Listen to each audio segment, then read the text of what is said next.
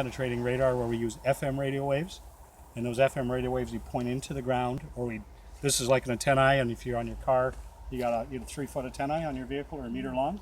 It's the same thing as what we have right here. But we're putting that energy into the ground, and therefore it reflects back up. And on the image there, as you walk by, you can see on the screen what we see is layers in the subsurface.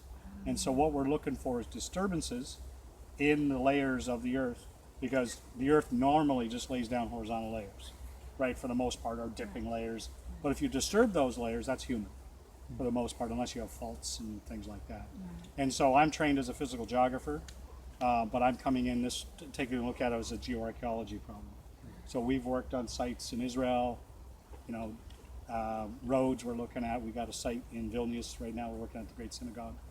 And so that's being excavated right now. Last day is tomorrow.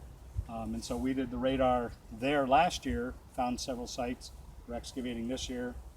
We've also found some more sites there. And then this is where, the tunnel is one. The processing trench where people would walk along before they got shot into the pits. We're looking at where that trench went so that they could re-excavate that potentially and follow that in. There's about 6 or 7 pits that are designated. We're pardoned right now. There were more pits. We have Lufofta photos, and there are more pits. Where are they all is one of the questions. And so part of the work we're taking a look at is potential sites for more pits. We're doing radar and ERT. Those pits should be filled with ash, based on the story here of burning the bodies afterwards. And therefore, there are different materials in the sand itself. And so we can tell those differences. We found one pit over in that region, roughly about 24 meters in diameter, about 3 or 4 meters thick.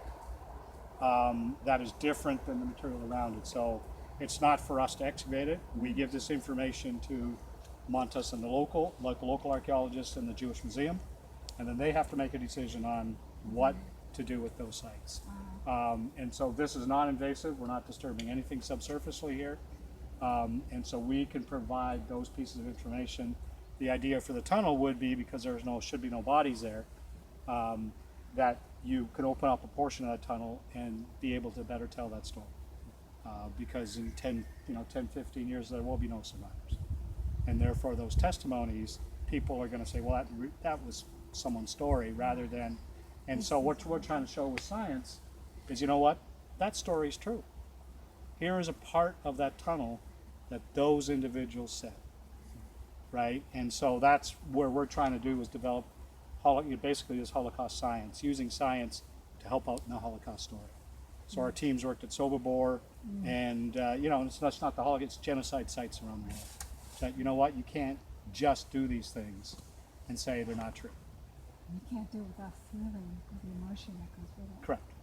And and that's what we want to do is, James is undergrad, but we've got undergraduate students here, and the idea is that we've got to pass this on. Who funds this project? The project is funded by different organizations. So John Seligman is coming in from the Israeli Antiquities Authority. He's actually taking leave to do this, not part of his job. He has family that actually were massacred at this site. And then Richard Freund out of the University of Hartford basically has got some funding. We have some funding through the U.S. State Department last year to get this project going. And then we wrote a proposal, James and myself, as well as 3 other students wrote a proposal internally at the University of Wisconsin-Eau Claire, and they deemed that proposal to be funded in there. So the 5 of us are funded on that proposal to come here and work on this project. So. And what was this initially found that they would tell us here? It was based on someone had a story that existed. Well, what happened was when the Nazis realized they were going to lose, the Soviets were on the border, so 1944, and they realized they were going to lose, and it was at that time the Nazis said, you know what, we've got to bury our evidence. We got to get rid of the evidence that we massacred these people. And we have to remember that this extermination, or the killings here, occurred before Eichmann decided on the final solution. So this was before that. So this is, shooting each individual with a bullet. This is not pushing a button and gas and things like this. Every person was marched in. Every person was singly shot, right, and fallen into the pit. So it's a different type of extermination camp in that.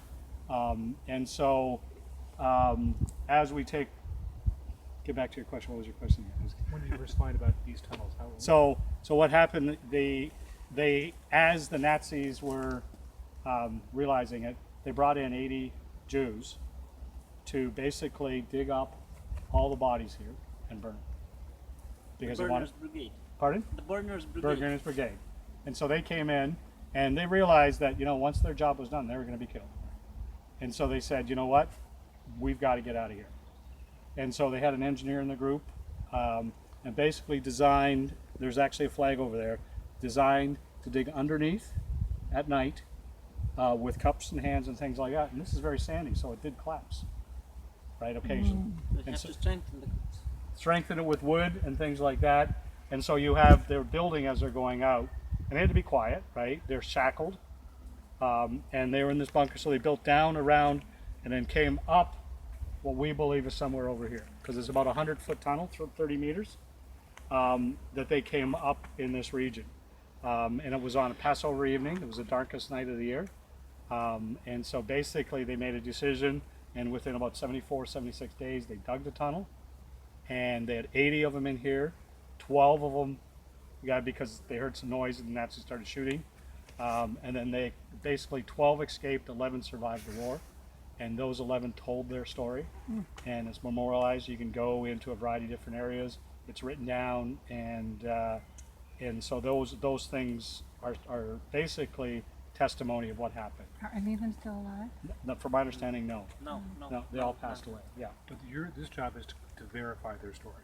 This job is the tunnel's there and no one's found the tunnel. In 2004, there were excavations here and they found the entrance to the tunnel. Okay. So there's a piece of evidence that been. So the question is, where did the tunnel? You got 360 degrees to go, right?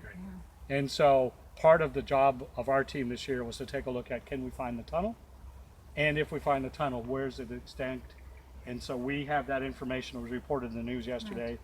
Nova has filmed this. This will be a Nova show next spring. Oh, wow. So if you go to the Nova website, there's a film, like a trailer, that talks about this, and they have they recreated the escape, and that'll be released next fall. They're just wrapping up the filming in the next couple of days, and then goes into editing and production mode.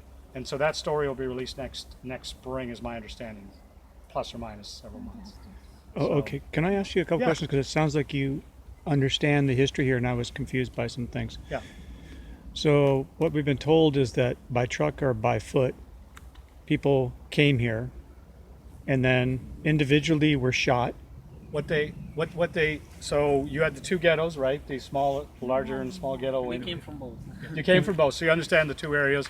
And we're working on the synagogue there. So the synagogue was in the smaller ghetto and things like that in those areas. And so they basically, as they were clearing out the ghettos, they were sending them here, and roughly 500 people were shot here a day, depending on they're coming in.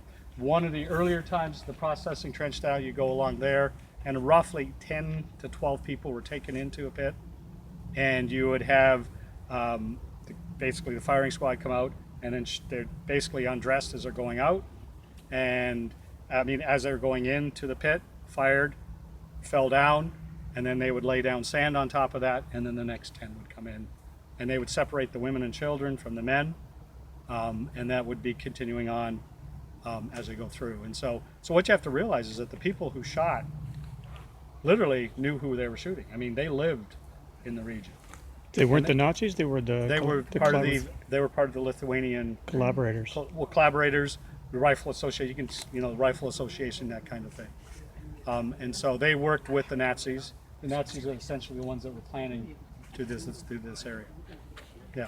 Yeah, and so over what period? Like over a couple of months, they. 4 years, 3 years. Right? Yeah, it's 40, basically in 41 to 44. When the Nazis came in and overtook the Soviets in this region, I think it was in April, by July they were already coming in here and starting to exterminate people. So the people behind them had no clue that the people in front of them, this was happening to them. Yes, basically, they would go away from the ghetto. They don't come back, and so you knew something was going on. You didn't know, and this is a park, right? It's a beautiful area. Yeah. Let's go out to the park and so who told different stories. But they would come out here walking, come on trucks. They would come on the front gate, which is, the train tracks now cut through the park, and then you'd come in through the gate. And there's basically a book written by a Polish journalist who's at the front gate, and he documents every single person coming in. It's an amazing. I mean, it's as one person said last night, dispassionate journalism. He just documents the people and things like that, and then the guards coming. It'd be basically people coming in and going out with clothes. They would sell the artifacts, right? That the people would leave, right? Told to take off, and they would take those artifacts and go sell them in the local, the markets and things like this. So one of the things that I read a couple years ago on the Jewish Journal and the Native Times. I'm Mono Indian, Native Right. American. Yep. So a lot of From Mono. Mono Lake. There's Yosemite. Yeah. No, I was just there Yeah. Oh, with really? a group. Yeah. Because Yosemite National Park, some of Yeah. the park rangers, Julia Parker. I don't know. Julia Parker was a National Park Service representative, and she is from Mono Lake Wow. tribe. Wow. You should touch because she's a famous Wow. basket weaver. Wow. Yeah. Oh no, it's absolutely stunning Wow, that you it's say an because I just interesting had students in Mono Lake. That's interesting because and there's a lot of parallels for what Hitler did, the techniques and the playbook, if you will, Yeah. and Native American history and what America did to the natives. And a lot of the marches, my tribe specifically, Monos, they split us up into threes, and we actually from Yosemite, Norfolk, California, Yosemite area, we marched to Tejon Pass, which is the Grapevine. That's a long walk. Right. Oh yes. And a lot of us died there too. Yeah. So there's just a lot of similarities, and then also the pits, the same thing. We dug, and we were killed and thrown in the pits. So a lot of it is the same, and that's why I felt like this. My husband, Okay.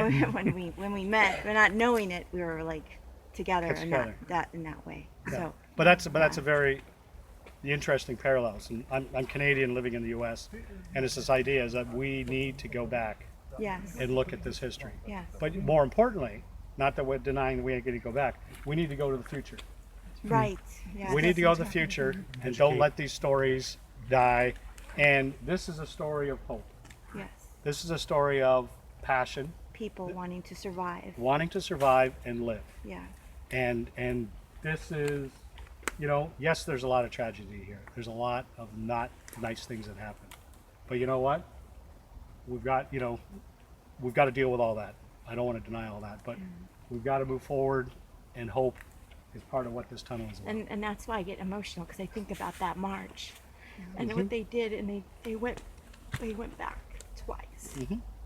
So I get emotional. I think about the humanity. Sorry. You got me. Yes, it is. Yeah. Well, thank you for your work and Yeah. and for the insight. I very much No, appreciate not it. a problem. You guys have a good one. Thank you.